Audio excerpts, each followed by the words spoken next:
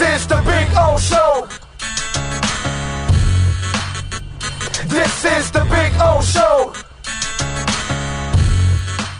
That is Joe Schad. How you feeling, baby? You feeling good? Well rested? Yeah, I'm glad that the coaching search is finally over. Can all move on with our lives. Yes. No surprise, right? I felt kind of it was either Dable or McDaniel all the way through. I never bought the Harbaugh crap. So kind of went the way it looked like it was going, right? Yeah, most people thought that if it wasn't Dable, it would be McDaniel. I agree with that. Do you like the hire? What do you like about it? What do you don't like about it? Well, I mean, it's an inspired hire. It's a bold hire. Obviously, we had talked about how maybe hiring someone with head coaching experience would be a nice change of pace. But, it's going to be interesting and it's going to be fun to cover Mike McDaniel. He is a guy who has a sense of humor. He's a guy who smiles. You get to cover a human being. All right. Yeah. I mean, you never know until you spend every day with a guy, and certainly he'll be in a new position. You'd hope that he maintains the same approach to his dealings with the media that he did as an assistant coach. But listen, I spoke to 4 NFL players who have played for him. I spoke to New York Jets coach Robert Saleh, and they all had nothing but the highest of praise. Not just about football acumen, all the genius guru stuff. I mean, we get it. He knows how to design plays, and he should find ways to improve the Dolphins' running game. But they also vouch for him as a leader, and that's important here because Adam Gase was very focused on play calling and not at all focused on the entirety of the team and leading. Joe, let's give Adam Gase a lot of credit. He prepared us for social distancing even before the pandemic started. So there's a lot of inspiration with Adam Gase, with Miami and the Jets. He prepared us for a pandemic, and we didn't even know that he was going to teach us about social distancing. So let's give Adam Gase some credit there on the pandemic side. Adam is the last Dolphins coach the greater good. Listen, Adam did lead the Dolphins to a playoff game, and the last 9 Dolphins coaches, including 3 interim coaches, have a total of 0 playoff wins. 0.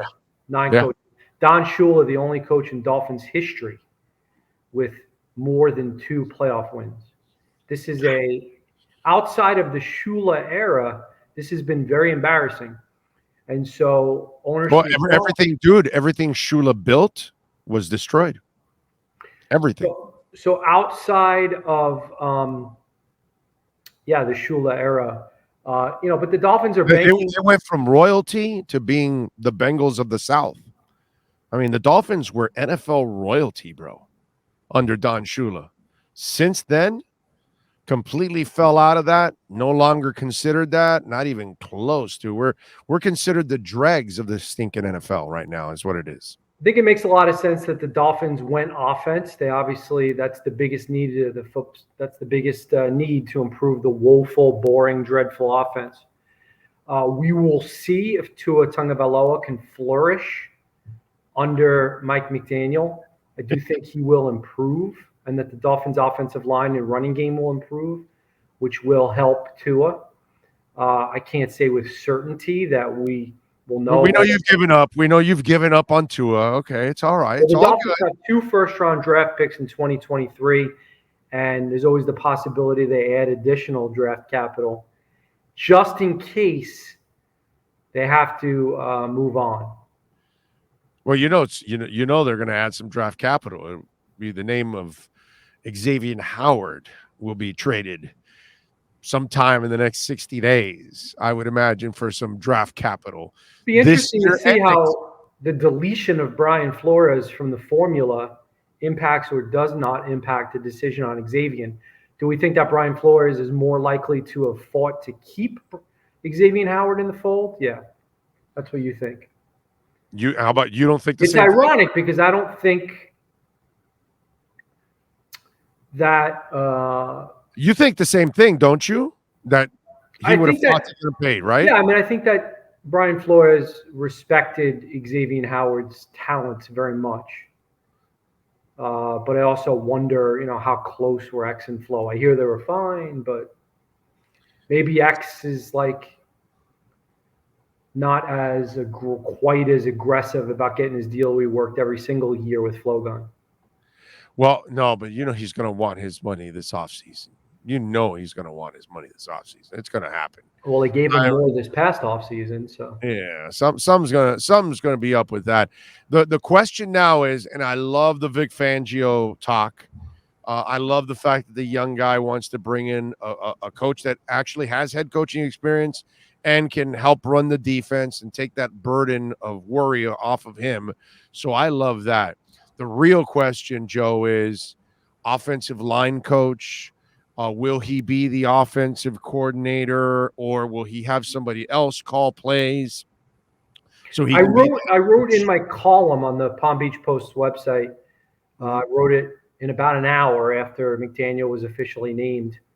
You might be able to tell, but I wrote in there that I expect McDaniel will call the plays.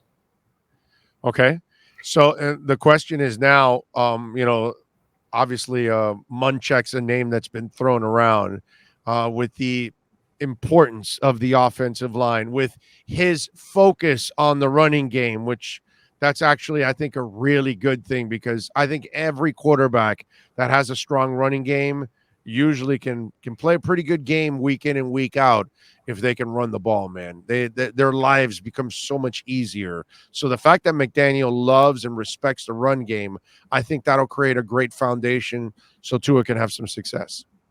Yeah, and Mike Munchak is obviously a very well-known, well-respected offensive line coach, but I don't think he necessarily comes from this Shanahan system. No. Where the Dolphins are probably going to move towards that athletic offensive lineman, zone blocking, cut blocking, one cut rusher type of stuff, which has been very successful. McDaniel is considered an absolute expert, as good as it gets at designing running plays.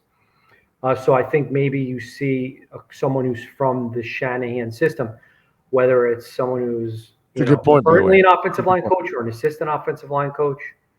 And Fangio, I think, has been at play for a long time. It's just not, to my understanding, finalized. No, and I love the fact that he also has the head coaching experience, so McDaniel can lean on him. And I think that's the formula for those young guys. Yeah. But the guy we had here didn't want to have veterans around him, which just is just absolutely baffling. Well, Caldwell was, we wonder what would have happened if Caldwell had stuck around. God, might have helped. Is it Joe? Have you asked around? Is it just the age thing with Caldwell? Is that what it is? I have not asked, but if you just use some common sense and look, Ross likes to hire, and I'm okay with this in general. Ross likes to try to hire the up-and-comers, young people with lots of energy and ideas and new ideas. And in general, I'm okay with that concept. It's worked for him in his other businesses. Yeah. It's just, this is a rough business, man. Detroit Lions haven't been able to find the right combination for 70 years. And the Bengals, they've popped into a couple Super Bowls, haven't been able to get over the hump, and we'll see what happens, this Sunday. But it's kind of like the Dolphins have entered in that funk of trying to find that guy to finally be the person that leads your team. You know what I'm saying? It's a really weird thing. By the way, before I let you go, you're expecting that this lawsuit's going to drag on for a few years, right? Because I kind of feel I'm not like a legal expert. Generally, they do, but of course, there are some reports that it might not meet the level of class action lawsuit, that it might not get approved as a class action lawsuit. And there's also this notion that Flores might have waived some of his rights in terms of being forced into arbitration. So I don't know all the legal. Well, I did. Some lawyers did tell me that he pretty much, on the race part, he's toast. Like, he's going to have it's going to be near impossible for him to even come close to winning that part of the case. It depends what comes out. It's really all about pay for lose. That's really what the whole case is all about in their eyes. They felt like from what they've read in the whole thing that on the race part, he's not going to have much to stand on in trying to prove it. So do you think he'd want damages for the allegation? I heard his lawyer say that not only will a check will not only be enough. So the check is part of it. They didn't leave that out. You know what I'm saying? I mean, listen, I don't know what happened. I don't know. Relative to Stephen Ross making a comment about $100,000 for each loss. But, my common sense guess would be that it's very unlikely that that was a serious offer. Knowing Ross, it was some ill-advised quip. Now, there's the guy that went to visit Harbaugh in the middle of the night with Sperano in place. So I'm not putting anything past that guy. So you think there could be evidence in yes. a text? Oh no, I don't know if there's evidence. Right. I don't know if there's evidence, but I don't put it past that it didn't happen. Like that maybe he did say it to him and whatever. The thing is with Flo, the screwed up part, I know this is screwed up, but he should have said it right there and then. If you wanted to carry it a lot of weight, can you imagine you just signed and this coach, the owner's telling you lose and we'll give you $100,000 and you quit on the spot and you expose them right there and then, it would have carried so much weight at that moment. Now it just looks like sour grapes. So that was after the 19 season though, right? So he had already come. No, it was during the 19 season. Oh, right. I'm thinking of the yacht meeting. Yeah, the yacht meeting came after the 19 season. Yeah, the quarterback meeting. Yeah, that was after. It was during the night, but that's when you had to do it right there. All right. Yes or no? Is Stephen Ross within his right to ask Brian Flores to do everything he can to lose games? No, not at all. That's disgusting. That's disgusting. No, you don't do that, man. You don't do that. Yes or no? Have other owners in various sports likely asked their coach to do just that? I don't know. I can't answer that, my brother. In the NBA? But if they did, it's disgusting because you're now telling somebody to go out there and look like an idiot and fail on purpose, and then you'll get criticized and ridiculed for all of that, and it's on your record. And that not only that, dude. Let's get personal here. You hired a minority. They don't get a lot of opportunities. Now you're gonna make them crap on their only opportunity. That's pretty disgusting. Well, I agree with what you've said. I agree with what you said. It's not a low life. That's a low life. Well, move. I wouldn't say low life. I would say it's an ill-advised decision. Well, all right, those are your words. You're worried about the owner. I don't give a shit, dude. You know what I mean? I get it. You got to deal with it. I don't. But I do want to clean one thing up. In my opinion, educated opinion, Brian Flores absolutely knew what he signed up for. He was told this was a total tear down. Yeah, true. So it's not like he was blindsided. I mean, he knew what was up. I mean, and that could also maybe work against him in the lawsuit, Yeah. It's just I think the race part, obviously the NFL has an enormous problem with race. The Dolphins don't, by the way. Zero. Let's just make sure. And to Brian Flores' credit, he's not going after the Dolphins for race. He can't. He can't. They got one thing that was in the lawsuit was where he said that the club allegedly participated in a smear campaign to portray him as an angry black man. I have black African-American peers. I suggest you follow them on Twitter. Omar Kelly obviously is a part of this Big O family here. He has tweeted about it. Kudos to him. He's written about it. He's written about something that took me aback within the last 24 hours, which was the reaction to the revelation that Mike McDaniel is biracial. And Big O has some interesting tweets about that. I hope maybe he'll even write about it. Very, very interesting to me that folks would push back on the concept that he is biracial. Totally blew my mind. Which is ridiculous. He's biracial, bro. That's it. Those are the facts. So it is what it is. All right. Follow him on Twitter as Schad Joe. More importantly, catch his work there at the Palm Beach Post and subscribe like I do. Support our local journalists, okay, like I do. Well, we also create this platform which supports a lot of local journalists too. Also, by the way, Joe, what are you working on the Palm Beach Post covering the Miami Dolphins so folks can check you out? I mean, obviously, within the coming days, we expect to catch up with Mike McDaniel. In the meantime, I'll be looking at some things like what kind of offense do the 49ers run? What kind of impact might Mike McDaniel have on Tua?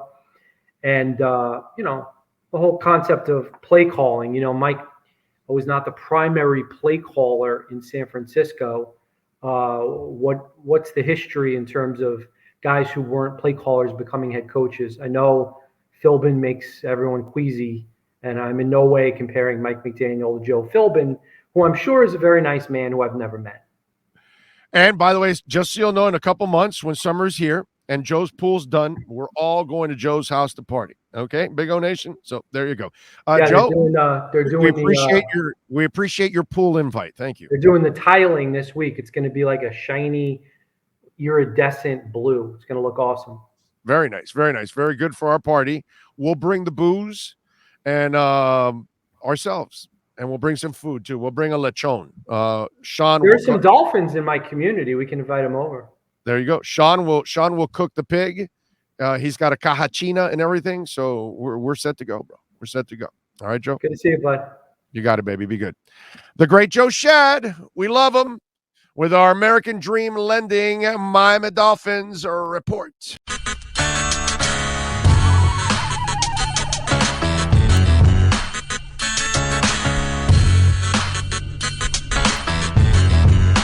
This is the Big O Show.